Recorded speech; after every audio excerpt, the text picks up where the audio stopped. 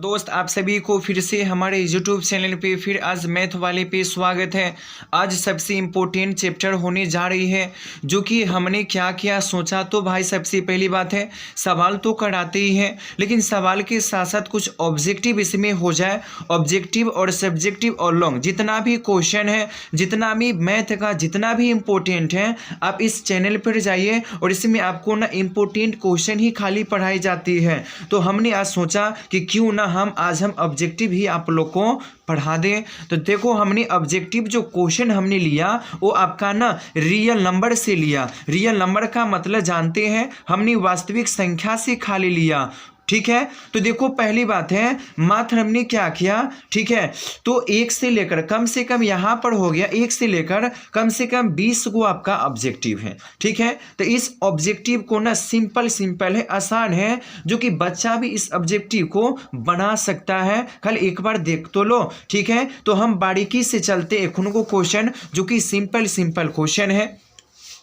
तो पहला क्वेश्चन की बारी है। पहले क्वेश्चन को ढंग से पढ़ लिया जाता है ना। तो पहला क्वेश्चन में क्या है, निम्नलिखित में कौन सा परिमेय संख्या है। आपसे कहा गया निम्नलिखित में कौन परिमेय संख्या है। तो परिमेय संख्या का मतलब तो जानते हैं कि जो संख्या को आप p बटा q के रूप में लिख देते हैं, लेकिन जहां पर हर हाल में ना q बराबर भाई 0 नहीं होना चाहिए। अगर 0 हो गया तो भाई परिमेय ना होगा, अपरिमेय होगा। लेकिन एक हम आपको बता देते हैं कि अगर कोई भी संख्या है, अगर उस संख्या में रूट नहीं लगा है ना, उस सभी आपका परिमेय होगा। लेकिन अगर कोई भी संख्या में रूट लगा, ठीक है, तो दुनिया में जितना भी अभाज्य संख्या देखते हो ना, उस समय रूट लगाइएगा ना, सब आपका अपरिमेय ही संख्या होगा।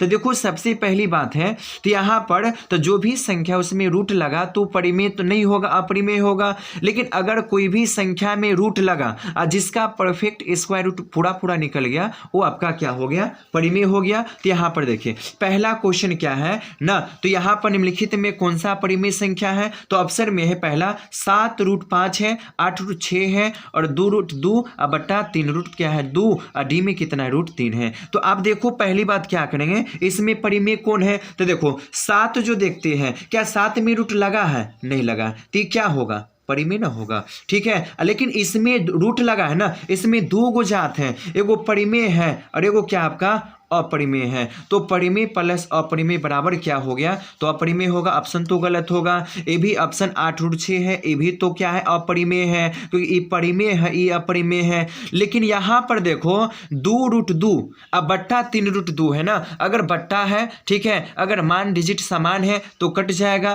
तो क्या बचेगा 2/3। ठीक है, तो 2/3 को हम p बटा q के रूप में लिख सकते हैं, इसीलिए ऑप्शन नंबर क्या हो गया, सी आपका राइट होगा।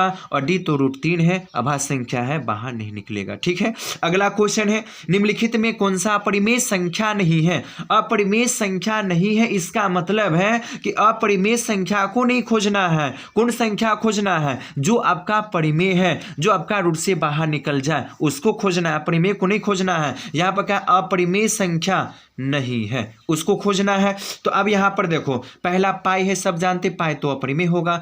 6 + √5 है, ये परिमेय है, ये अपरिमेय है, तो परिमेय प्लस अपरिमेय होगा। वही ये भी तो अपरिमेय है ना। तो ये सब ऑप्शन क्या है, ये सब ऑप्शन आपका गलत, ये तो अपरिमेय है, हमको खोजना है अपरिमेय नहीं है। तो यही ऑप्शन नंबर आपका डी है, जो कि आपका अपरिमेय नहीं है, क्योंकि ये क्या है, परिमेय है। हो गया। अगला क्वेश्चन, निम्नलिखित में कौन सा अभाज्य संख्या है। भाई आप लोग ने अभाज्य संख्या पढ़ा होगा। अभाज्य संख्या का मतलब जो संख्या अपने आप से मतलब रखता है, यानी किसी दूसरी पहाड़े से कोई मतलब नहीं रखता है, उस संख्या आपका क्या होगा, अभाज्य। जैसे 15 है, ठीक है, 15 क्या है, तो 15 को कौन कौन काटेगा। ठीक है, तो 15 को सबसे पहली बात है सब काट देगा, 1 काटेगा, 1 के बाद 3 काटेगा, 3 के बाद 5 काटेगा ना, 5 के बाद 15। में कै गो खंड हो गया, बहुत सारा खंड हो गया। ठीक है, ये तो ना होगा, ये तो गलत होगा। 18 है, 18 को कौन कौन काटेगा, 1 काटेगा, 2 काटेगा, 3 काटेगा, 3 के बाद क्या हो गया 6 काटेगा, 9 काटेगा 18, बहुत काटा ना, 17 है। ठीक है, तो 17 ही वैसी संख्या है जो कि 17 किसी की पहाड़ा में नहीं आता। ये अपना आपसे मतलब रखेगा। 21 तो आपको पता है कि 21 को कौन कौन काटेगा। ठीक है, चलिए अगला क्वेश्चन, दो क्रमागत सम संख्याओं का मौसो। मौसो का मतलब होता है HCF यानी हाईएस्ट, यानी इसका मतलब हाईएस्ट कॉमन फैक्टर। HCF का मान हमेशा छोटा ही होती है। ठीक है, तो दो क्रमागत का मतलब क्या हो गया, तो दो क्रमागत सम, तो दो क्रमागत सम का मतलब, तो दो, आपको इस दो संख्या कौन ले लो सम, तो दो संख्या सम कौन होगा, 2 हो गया 4 हो गया, तो 2 4 का लघुत्तम निकालिएगा। तो देखो हमने एक ट्रिक बताया है कि देखो HCF में सबसे छोटका को खोजना है, अगर छोटी संख्या उस बड़ी संख्या को काट दिया तो HCF आपका आंसर होगा। तो 2 4 का लघुत्तम जो निकालिएगा ना, तो सबसे छोटका कौन है 2, क्या 2 4 को काट देगा, तो बिल्कुल काट देगा, इसलिए ऑप्शन नंबर क्या हो गया, ठीक है, ऑप्शन नंबर हो गया 2। इसके बाद क्या है, निम्नलिखित में कौन सा सम है, निम्नलिखित में कौन सा सम संख्या है, तो सम देखो, तो यहां पर ऑप्शन में 2m + 1, तो 2m ये तो सम है, +1 ये तो विषम है ना, तो सम प्लस विषम, विषम हो गया, गलत हो गया। 3 है तो भाई 3 है, तो 3 क्या है, विषम है। ठीक है, 2m है। ठीक है, तो यही 2m जो है आपका क्या है, सम है। यहाँ पर 2m तो सम है पर 1 है, ये तो विषम है, इसलिए आपका करेक्ट आंसर कौन होगा, ठीक है, ऑप्शन नंबर सी, क्योंकि यहाँ पर 2m है, m की जगह कोई पूर्णांक संख्या ले सकते हो। ठीक है, अब देखो 135 और 225 का मौसो क्या, ये आपका क्वेश्चन नंबर जो एक्सरसाइज है, ठीक है, वो आपका एक्सरसाइज कितना का 1.1 का क्वेश्चन उठाया गया है। ठीक है, तो 135 और 225 का मौसो क्या होगा, सबको पता होगा कितना होगा, 45 होगा। 45 सबको पता है, हल करके निकाल सकते हो। 31 25 में 5 का अधिकतम घात है, यानी 31 25 में 5 का अधिकतम घात कितना है, तो देखो 31 25 में कह गया कि 5 का अधिकतम, तो 31 25 को खंड करना है, देखना है 5 कितनी बार है, यानी 5 का पावर यानी 5 का घात कितना बार है, तो 31 25 हम ले लिए 31 25।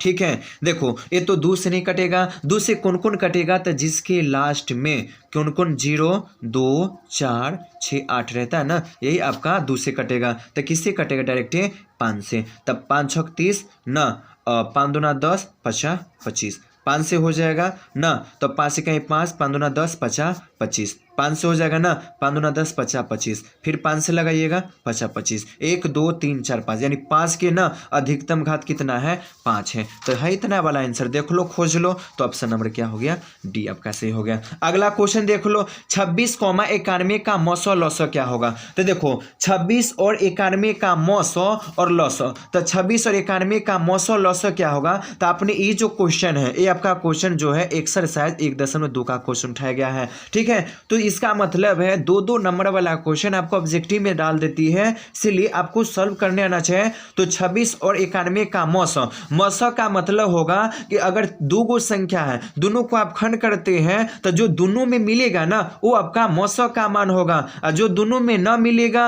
और जो मिलेगा ना वो आपका किसका मान होगा, लौसो का। तो आइए हम बना लेते हैं इसको ना, तो यहाँ पर क्या आपका पहली बात है 26 है और यहाँ पर 91 है, खंड कर लीजिएगा, तो 2 से 13 दूना 26, 13 से लगा दीजिएगा, 13 सत्ते 91, दोनों में क्या क्या मिला 13, तो ये 13 जो है आपका मौसो का मान है, कितना मौसो का मान है। और एलसीएम कहता है कि जो मिला पहले उसको लिखवा, जो न मिला तो एगो 2 न मिला, एगो को न मिला एगो 7, तो गुना कर दो, तो 13 अगुने कितना हो गया 14, तो गुना आपका आ जाए कितना 182, तो 13,182 आंसर है क्या, 13,182, ऑप्शन नंबर कौन होगा, बी सही हो गया। ठीक है, अगला क्वेश्चन 17 23 और 29 में मौसो है, क्या बात है क्वेश्चन को, तो 17 23 29 है ना, आपको एक लॉजिक पता चलता होगा, मौसक आ गया ना 17, ठीक है 17 हो गया, 17 के बाद क्या है 23 है, और 23 के बाद क्या है 29 है। ठीक है, तो 29 है ना, ये संख्या ये क्या है, ये आपका अभाज्य संख्या है। कौन सा संख्या, अभाज्य संख्या है, जो कोई संख्या से नहीं कटेगा ना, तो अगर अभाज्य संख्या है ना तो उसका हमेशा HCF का मान आपको पता ही होगा, क्या होगा 1। 17 खंड कीजिएगा तो 1 गुने 17 हो जाएगा, 23 को खंड कीजिएगा ना तो 1 गुने 23 हो जाएगा, 29 को कीजिएगा तो 1 गुने 29 होगा। सब में क्या मिला, 1 ना मिला, तो सब में जो मिलेगा वही ना HCF का मान होगा, तो ऑप्शन नंबर क्या हो गया 1 हो गया। ठीक है, अगला क्वेश्चन है, एकदम सिंपल क्वेश्चन है, रूट 3 है, सबको पता है रूट 3 है, अभाज्य संख्या जो कि रूट से बाहर नहीं निकलेगा ना, इसलिए परिमेय तो 9 होगा। ऑप्शन नंबर क्या हो गया, अपरिमेय हो जाएगा। ठीक है, अगला क्वेश्चन क्या है, ठीक है, तो 17/8 का दशमलव प्रसार क्या है। 17/8 का दशमलव प्रसार का मतलब ये होगा कि सबसे पहली बात देख लो, इसमें क्या करना होगा, अपनी शांत वाला चैप्टर पढ़ा होगा। ठीक है, शांत, अपने शांत वाला कुछ अपने क्वेश्चन को पढ़ा होगा शांत के लिए। तो शांत के लिए क्या क्या होती है इसे हमको बताइएगा। तो शांत के लिए होती है कि अगर मान लेते हैं हमेशा शांत के लिए बट्टा के नीचे यानी हर, ठीक है, यानी हमेशा हर का क्या करते हैं, गुणन खंड कर लेते हैं। ठीक है, तो गुणनखंड करने पर पहला कंडीशन है कि अगर आप बट्टा, हमेशा बट्टा के नीचे वाला का खंड होगा। सिंपल हम बताते हैं शांत, जो कि अपने कभी पढ़ा नहीं होगा। ठीक है, तो हमेशा बट्टे के नीचे वाला को आप खंड कीजिएगा ना, तो खाली 2 मिलेगा ना। ठीक है, तो ये क्या होगा, शांत होगा। अगर 5 मिला, ठीक है, तब पर भी आपका क्या होगा, शांति हो जाएगा। लेकिन अगर 2 भी मिला, अगर 5वीं मिला ना, तब पर भी पाए क्या होगा, शांत होगा। लेकिन अगर 2 मिला, 3 मिल गया, 5 मिल गया, शांत, तब तो ये नहीं होगा शांत, तब क्या होगा, अशांत हो जाएगा। ठीक है, तो 17/8 को खंड कीजिएगा, तो 8 को खंड कीजिएगा 2 से, तो 2 से ना 2 चौका 8, 2 से 2 दुए ना आया, तो इसका मतलब ऑप्शन नंबर क्या होगा, तो ऑप्शन नंबर आपका हो जाएगा ये, शांत हो जाएगा। अब देखो पहली बात है, निम्नलिखित में ना, निम्नलिखित में किसका दशमलव प्रसार शांत है, सबको पता है, अभी हमने बताया बट्टा के नीचे में 2 रहेगा शांत, 5 रहेगा शांत, 2 5 रहेगा तब पर भी शांत, लेकिन उसके अलावा कुछ नहीं होना चाहिए। तो आप खंड कीजिएगा तो ई वाला नहीं होगा, इसको खंड कीजिएगा 70, तो 70 को करना लो, तो 70 को खंड कर लीजिएगा तो हो गया 2 से, तो 35 दूना 70, अब 5 से 5 सते 35, 2 तो है शांत है, 5 भी तब पर भी शांत, लेकिन 7 ना आ गया, तो ऑप्शन नंबर क्या होगा, सी होगा। देख लीजिएगा 0.6 के ऊपर में वार है, अगर कोई भी संख्या के ऊपर में वार है, अगर कोई भी संख्या के ऊपर में वार है, तो ये आपका हो जाती है पहली बात अशांत। लेकिन अशांत के साथ साथ क्या होती है, तो भाई आवर्ती होती है, जिसके कारण इस संख्या क्या होती है, परिमेय क्यों होती है, क्योंकि 0 पर ना 0.6 पर वार है, वार का मतलब यही संख्या बार बार रिपीट है, इसका मतलब है इसका प्रॉपर्टी हमको पता है कि 6 के अलावा इसमें दूसरा संख्या नहीं आ सकती है, इसीलिए तो इसको लिख सकते हैं 0.666। आप जितना बार लिखिएगा कमे होगा ना, तो जब कोई भी संख्या का बाउंड्री पता चल जाए तो हमेशा संख्या क्या होगा, ऑप्शन नंबर ए परिमेय संख्या होगा। अगर आप देख लो यहाँ पर 0.12 है ना, अगर यहाँ पर देख लो यही, अगर 0.10 फिर 1 2 गो 0 फिर 1 3 गो 0 फिर 1 2 3 4, जब ऐसे संख्या क्या इसका बाउंड्री पता चला, अगर कोई भी संख्या का बाउंड्री नहीं पता चला तो ये संख्या परिमेय न कहलाकर ये क्या कहलाती है, अपरिमेय, इसीलिए ऑप्शन नंबर क्या हो गया, ठीक है, अपरिमेय हो गया। ठीक है, अगला क्वेश्चन है, यदि पहली संख्या 4 एवं दूसरी संख्या 2 हो तो मौसा 4 है तो लौसा क्या हो गया। क्या झकास क्वेश्चन है आपका। तो यहाँ पर दिया है, सबसे पहली बात है पहली संख्या 4 और दूसरी संख्या 2, ठीक है, तो आपको पता है एक फार्मूला होगा, एक्सरसाइज का फार्मूला सबको पता होगा, 1.2 का ना क्या है, तो देखो पहली संख्या गुने दूसरी संख्या बराबर क्या होती है, तो एचसीएफ गुने क्या हो गया, एलसीएम होगा, सबको पता है। तो पहली संख्या कितनी है, पहली संख्या 4 है, दूसरी संख्या 2 है, तो पहली संख्या 4 और दूसरी संख्या 2, और एचसीएफ का मान दिया है 4 ना, तो आपसे पूछ दिया एलसीएम क्या होगा, तो 4 है ना, तो 4 गुने 2, आई गुना में चला गया, भाग में काट ना 2, तो आंसर कितने आ गया, 2 हो गया, ऑप्शन नंबर बी सही। अगला ये तो आपका रियल नंबर से था, ठीक है, यानी वास्तविक संख्या से था, थोड़ा ही लिए थे ना। अब जो आपका है बहुत ही इंपॉर्टेंट है, ये जो है एग्जाम के लिए बहुत ही इंपॉर्टेंट है 2023 के लिए, पोलोमेइकल यानी बहुपद जो चैप्टर है, ठीक है। तो बहुपद तो बहुपद में देखो, बहुपद का मतलब होता है एक से ज्यादा पद, बहु का मतलब बहुत, पद का मतलब संख्या। तो निम्नलिखित में कौन सा बहुपद है? बहुपद का एक ट्रिक हम आपको देते हैं, पहचाने। कभी जिंदगी में, कभी लाइफ में ना बहुपद से कभी डर भी नहीं लगेगा ना कि भाई कौन बहुपद होगा नहीं होगा, कौन होगा नहीं होगा। तो कौन सा ट्रिक है? तो गौर कीजिएगा, पहला ट्रिक हम आपको बताते हैं। पहला ट्रिक आपका ये होगा कि कभी भी जिंदगी में हमेशा चर रूट में नहीं होना चाहिए। एगो पॉइंट है कि हमेशा कभी भी चर रूट में नहीं होना चाहिए। दूसरा का कंडीशन, कभी भी चर के पावर में ऋणात्मक यानी माइनस नहीं होना चाहिए। माइनस का मतलब -2, -5, -7। इसका मतलब है पहला कंडीशन हमने बताया ना कि हमेशा रूट में ABCD का अक्षर चर नहीं रहना चाहिए। हमेशा दूसरा का कंडीशन है कि हमेशा कभी भी पावर में ऋणात्मक नहीं रहना चाहिए। और हमेशा अगर बट्टा में अगर चर आ गया ना, ये भी आपका बहुपद नहीं होगा। तीन गो कंडीशन पहचाने का, पहला हमेशा चर रूट में नहीं होना चाहिए, हमेशा पावर में माइनस नहीं होगा, और हमेशा बट्टा में चर नहीं होगा। ये तीन गो आप हटा देने तो इसमें ना ये दुनिया में सब बहुपद होगा, खाली तीन कंडीशन को छोड़कर। अब देखो लो, x² + 7x + √2 है, लेकिन हमेशा ये बात याद रखना, खाली चर रूट में नहीं होना चाहिए, और चर जाएगा आएगा उससे कोई लेना देना नहीं, ठीक है। खाली आपको ना चर से मतलब है, ठीक है। तो यहां पर देखो x² + 7x + √2 है। कहीं आगे घुस लेते हैं, यहां पर रूट यानी √2 है प्लस x² प्लस √x है। हमने क्या बोला कि अगर रूट में अगर x नजर आ जाए ABCD का ना, तो बहुपद हर्जिक नहीं होगा, होगा ही नहीं। उसके बाद यहां पर देख लो, सबसे पहली बात क्या कर लेते ना, यहां पर देख लो, सबसे पहली बात है यहां पर 3x², ठीक है, माइनस यहां पर √2 है। तो देखो ये जो संख्या है ये 3x² पावर में 2 है, यानी पॉजिटिव है। √2 इसमें तो चल नहीं ना, इसलिए ऑप्शन नंबर ए भी आपका सही होगा, ठीक है। ये भी आपका ऑप्शन नंबर सही होगा। उसके बाद यहां पर देख लो क्या होगा, एक जो क्वेश्चन आप देखते हैं x² + 7x + √2, ये भी आपका ऑप्शन क्या है, सही है।